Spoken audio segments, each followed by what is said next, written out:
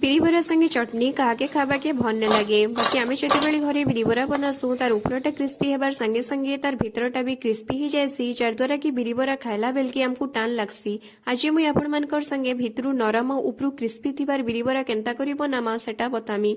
इथिर लगी मुई 3 कप बिरी आ 1 कप चाउल के आगरु बुतरे करी नहीं जाइछे।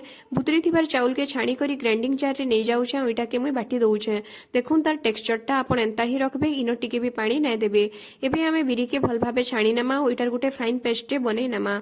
बिरी के भी आपण बेसी पानिया करी ना बाटबे बरी पकाला बेले जेंता आमे बाटी थिसु हेंता करी बाटबे।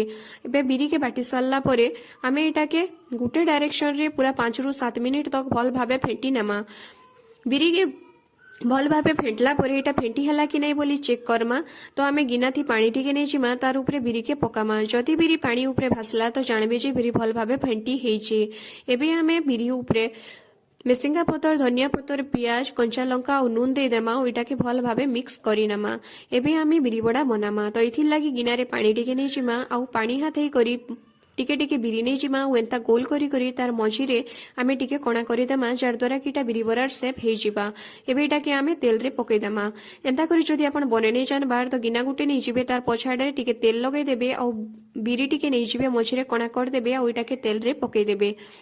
देखुन मैं सब बिरी बरा पके सारली न तेल के आपण थरे गरम हे सारला परे गैस रा फ्लेम के पूरा स्लो रे रखुन और तेल के बेसी गरम करिकिना ना रखबे। तेल के आपण मीडियम आंच रे ही रखिथिबे जार द्वारा कि बिरीटा भितरु धीरे धीरे सिजबा और फुलबा के लागबा। बिरी बड़ा जेतेबेले लाल हे जिबा सेतेबेले आपण गिना गुटी के काढी आनुन देखबे बजार भलिया बिरी बड़ा आपण कट्टा बनबा।